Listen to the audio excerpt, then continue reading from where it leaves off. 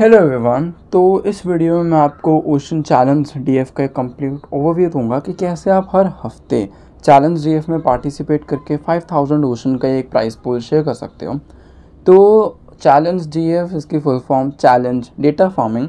अगर आपको ocean data farming के बारे में नहीं पता तो आप मेरी ये वीडियो देख सकते हो, वरना मैं अभी आपको इसका एक शॉर्ट ओवरव्यू दे देता हूँ। तो डेटा फार्मिंग एक तरह से जैसे मान लो क्रिप्टो में स्टेकिंग होती है, हम नेटवर्क या फिर किसी एसेट पे स्टेक करते हैं और जब वो एसेट जितना रेवेन्यू जनरेट करता है तो उसका हमें रेवेन्यू परसेंट मिलता है या फिर उसका रेवेन्यू स्टेकर्स को मिलता है, राइट। ओशन के डेटा फार्मिंग मॉडल डेटा और डीफाई का एक इंटरसेक्शन है जो कि उन स्टेकर्स को रिवॉर्ड करता है जो अपने we ocean maximum selling data sets पर स्टेक करते हैं। अब ये वी ओशन क्या है? वी ओशन वो एक टोकन है जो आपको आपके ओशन टोकन को लॉक करके मिलता है। मैं आपको भी दिखा देता हूँ। ओशन एक टाइप है। हाँ, तो यहाँ पे पैसिव डीएफ में जाके आप अपने वी ओशन टोकन लॉक कर सकते हो एक स्पेसिफिक टाइम पीरियड के लिए, 2 हफ्ते से लेकर 4 साल तक। एंड उसके बदले में आपको अपने वी ओशन मिलेंगे। और याद रखना, एक बार ये ओशन टोकन अगर लॉक हो गए तो आप इसको उस टाइम पीरियड से पहले रिवोक भी नहीं, मतलब निकाल भी नहीं सकते अपने ओशन टोकन। तो आपको इसके बदले वी ओशन मिलेंगे और आप अपने वी ओशन या तो एज इट इज़ रख के बस जो ओशन मार्केट का जितना रेवेन्यू जनरेट होता है उसका कुछ % हिस्सा कमा सकते हो।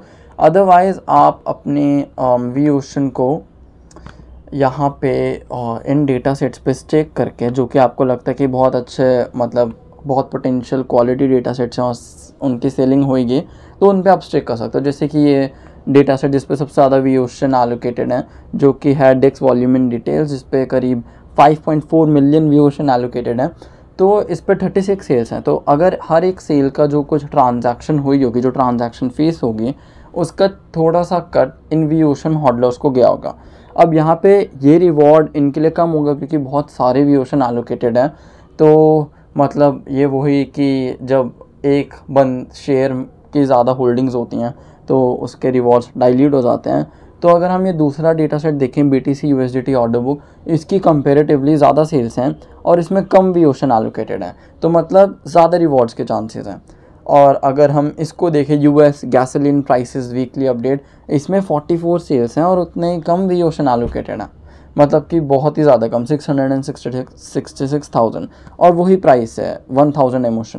तो ये और ज़्यादा, मतलब इसमें और ज़्यादा रिवॉर्ड्स होंगे। लेकिन हाँ, अभी हम इसके बारे में बात नहीं कर रहे हैं। अगर आपको इसके बारे में जानना है तो अगेन आप मेरी ये वीडियो देख सकते हो एंड मैं इसमें आपको डेटा चैलेंज डीएफ के बारे में बताता हूँ।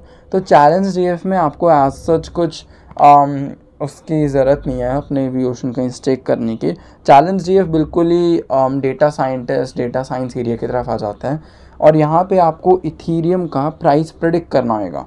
मतलब कि 1 घंटे बाद इथीरियम का प्राइस कितना होगा, 5 मिनट बाद कितना होगा, 8 घंटे बाद कितना होगा। आपको वो कैंडल्स प्रेडिक्ट करनी होंगी पास्ट डेटा को एनालाइज करके, जो कि आप काम मतलब अपने इस फील्ड में करती होंगे, प्रेडिक्शन मॉडल्स डिज़ाइन करने का।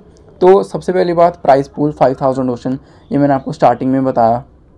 First place 2500 ocean, second third आपको दिख रहा है। एंड देन आपके कुछ क्राइटेरियाज आ जाते हैं। क्राइटेरियाज में आपको ओशन डेटा NFT क्रिएट करनी है। ओशन डेटा NFT मतलब डेटा NFT सिंपल टर्म्स में बताऊँ तो ओशन के मार्केट प्लेस पर आपको डेटा सेट अपलोड करना है।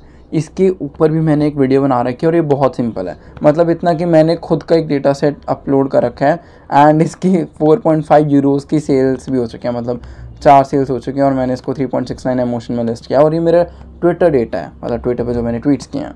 तो उसके बाद आपको ये डेटा NFT लिस्ट करनी है एंड उसमें आपको एक्सेल फाइल में सारी वैल्यूज़ प्रेडिक्टली डालनी है जो भी इसमें लिखी हुई हैं। एंड देन उस डेटा NFT को ओशन जजेस के पास सबमिट कर देना है डेडलाइन से पहले। डेडलाइन क्या है? डेडलाइन हर वेडनेसडे 23 रात के 12 बजे UTC टाइम पीरियड, उससे पहले आपको अपनी सबमिशन सबमिट करनी है। एंड देन आपको जो ये डेटा NFT होनी चाहिए ये पॉलीगन नेटवर्क पे होनी चाहिए, मुंबई नेटवर्क पे। रिवॉर्ड्स क्लेम करने के लिए आपको वही इसी वेबसाइट पे आना है, df.oceandao.org। यहाँ पे आपको एक्टिव रिवॉर्ड सेक्शन में नीचे अगर आप स्क्रॉल करोगे तो आपको यहाँ चैलेंज DF मिल जाएगा 5000 ओशन, और ये वॉल्यूम DF जो मैंने आपको वी ओशन एलोकेशन का बताया अभी, मेरा यहाँ पे वॉलेट कनेक्ट नहीं है तो यहाँ पे शो नहीं हो रहे हैं।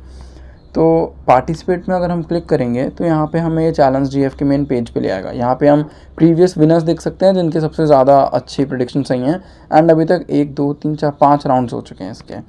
तो ये 6th वीक होएगा अभी इस वीडियो में, जिस हफ्ते में वीडियो बना रहा हूँ। तो यहाँ पे वही सारी चीज़ जो मैंने आपको बताया, predicting the price of Ethereum and that's it. तो अगर हम इसमें पार्टिसिपेट पे क्लिक करेंगे तो ये हमें इस वेबसाइट पे दोबारा वापस ले आएगा जहाँ पे इसका सारा कुछ डिटेल्स लिखी हुई हैं। डेवलपर सपोर्ट, अगर आपको किसी कोई टेक्निकल प्रॉब्लम आ रही है तो आप यहाँ पे ओशन के डिस्कॉर्ड चैनल में इन 2 चैनल्स पे जाके अपना मतलब हमारे डेवलपर से डायरेक्टली बात कर सकते हो।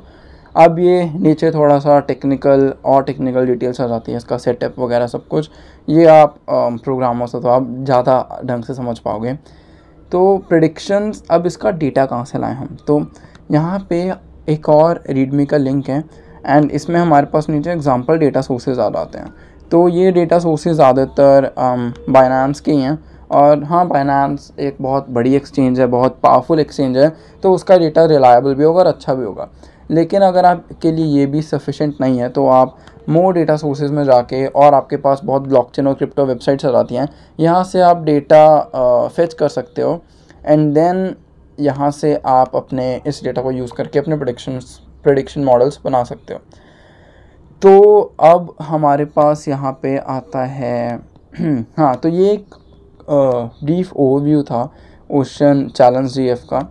और पहले चैलेंज DF ये ओकेजनल डेटा चैलेंजेस में होता था, मतलब ये मैं आपको दिखा देता हूँ अभी।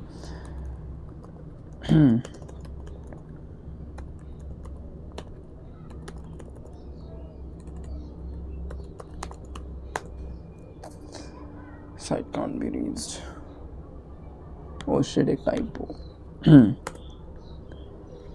हाँ, तो ये डेटा चैलेंजेस हैं। यहाँ पे आपको ये अभी एक data challenge, active data challenge है, 11 सितंबर को ये ख़त्म हो जाएगा।